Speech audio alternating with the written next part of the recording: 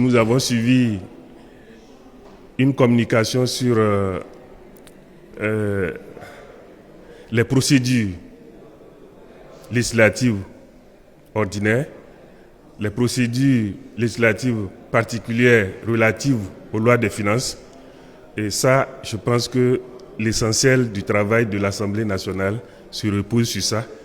Et tout ce que nous avons suivi, je pense qu'en le mettant en pratique un peu, d'ici quelques mois, nous serons pleinement de très bons députés pour la nation. Mes attentes sont largement comblées.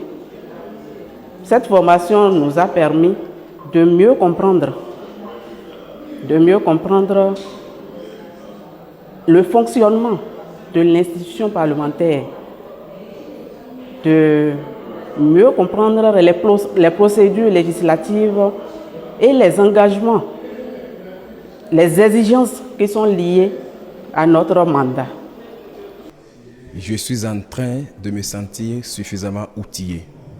Outillé désormais pour pouvoir mieux participer aux débats en plénière, outillé désormais pour pouvoir mieux participer aux travaux en commission, outillé désormais pour pouvoir mieux lire le budget de l'État, outillé désormais pour pouvoir pour pouvoir mieux contrôler l'action gouvernementale et désormais outillé pour pouvoir, comme l'a si bien dit le président, mieux fabriquer la loi, celle pour laquelle, une mission fondamentale pour laquelle nous sommes à l'Assemblée. Depuis que je suis venu, j'observe, j'écoute, j'essaye de voir et puis je pose mes pas tout doucement, tout timidement sur les pas des anciens. Et avec cette formation, comme vous le constaterez, c'est que désormais on peut mieux faire face à la réalité du Parlement. On a reçu un certain nombre d'outils, de retours d'expérience des anciens qui sont toujours là et qui ont ont acquis un certain nombre d'expériences et qui nous les ont restituées. Donc c'est quelque chose de très positif et ça nous permet de gagner beaucoup en efficacité. Cette formation, elle n'est pas une de trop. Elle est nécessaire, elle est indispensable. Parce que si vous participez à cette immersion, vous verrez que du côté politique, il y a les organes, les différents organes qui dirigent le Parlement. Et du côté administratif également. Et il faut être de la partie pour comprendre tout ça.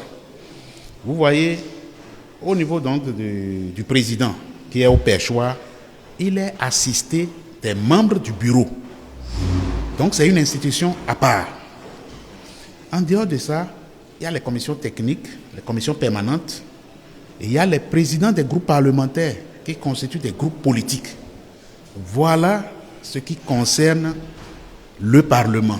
Lors des communications, il y a une partie, on nous dit que les députés doivent avoir les cabinets en place. Mais quand le débat est ouvert, moi j'ai posé ma préoccupation pour dire. Et lors des mandatés passés, j'ai constaté qu'il y a certains députés qui n'ont pas formé les cabinets. Est-ce que c'est obligatoire d'avoir un cabinet du député?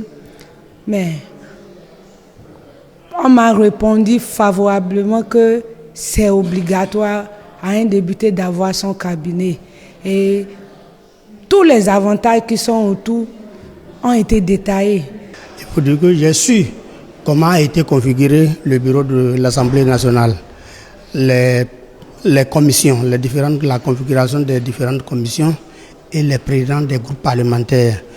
Il faut dire que tout ça là, j'ai compris que l'Assemblée nationale quand même est une grande institution qui vraiment incarne notre pays, le Bénin. Nous avons su dans quelles conditions le vote des lois se fait, la façon dont il faut porter des propositions de loi. Je peux vous donner un exemple par exemple. Lorsque un individu, issu grec, souhaite à ce qu'un projet de loi soit envoyé à l'Assemblée nationale, il ne peut pas le faire lui. Il est obligé de passer par un député, soit de passer par le groupe parlementaire.